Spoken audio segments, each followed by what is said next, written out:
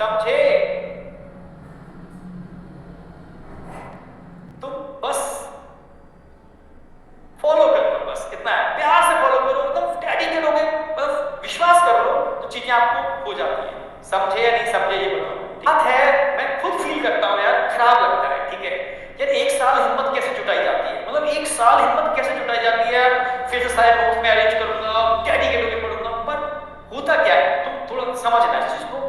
एक दो महीने हम जोश में होते हैं, बहुत जोश में होते हैं, पर धीरे धीरे कभी पारिवारिक समस्याएं आ जाती हैं, कभी हेल्थ इश्यूज आ जाते हैं, ठीक है, कभी और बाहर की चीजें आ जाती हैं, कभी कभी हम इन्फ्लुएंस भी हो जाते हैं बहुत सारी चीजों से, वो आप जानते हो, ठीक है। तो मिड सेशन में आकर के हम अपनी चीजों से डाइवर्ट हो जाते हैं। कई लोग क्या करते हैं, वो कई जगह से स्टडी करते हैं, यहाँ से भी करते हैं, वहां से भी करते हैं, वहां से भी करते हैं। तो जब कई जगह से चीजें मिलती हैं तो हम, जैसे मैंने एक तुम्हें बताया था कि मैं 10 पेन पकड़ के तुम्हें फेंकता हूँ, कोई भी एक पेन पकड़ो तो तुम कोई भी एक पेन पकड़ नहीं पाओगे, तुम डिस्ट्रैक्टेड हो जाओगे। मैं तुमसे कहता हूँ एक कलर का पेन पकड़ो, ये बिल्कुल एक्सपेरिमेंट करके देखा था हम लोगों ने, ठीक है। तो उस बच्चे ने, जैसे मैंने कहा रेड कलर का पकड़ो, रेड पकड़ लिया उसने, ठीक है, ब्लू पकड़ो, ब्लू पकड़ लिया उसने।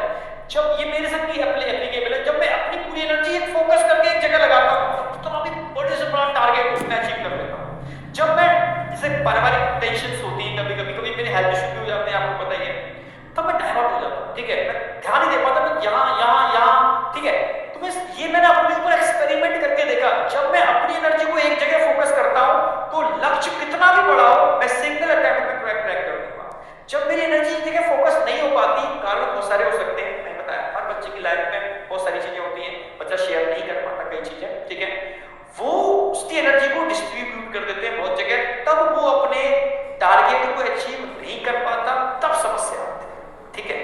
तो तभी कहता हूं कि दो तीन चीजें आपको टारगेट रखना पड़ेगा कि अपने टीचर पर फेथ करो, बहुत ब्लाइंडली फेथ करो, मैं सच कह रहा हूं, मतलब हम लोग जीते ही इसी के लिए हैं, मतलब तुम बिलीव नहीं करोगे, घर भी नहीं जाते हैं हम लोग, यही अपना जो ऑफिस है यही लगे रहते हैं, ठीक है, कोशिश करते हैं कि और बेटर क्या करें,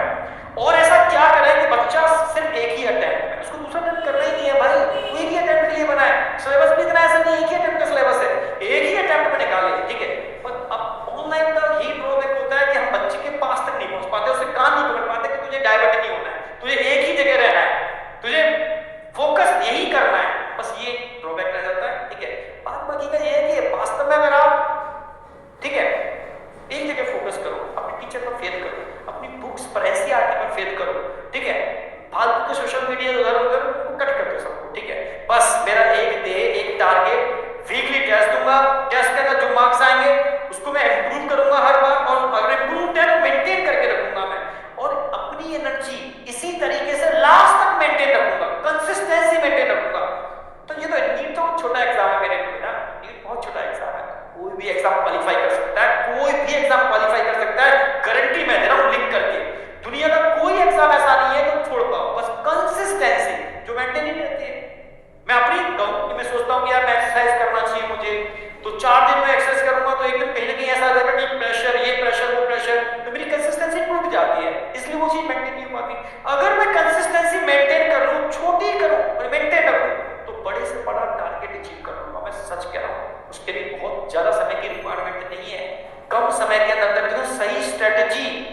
सही स्ट्रेटेजी बहुत जरूरी होती है अपने लक्ष्य को लेने के लिए, समझ रहे हो ना मेरी बात?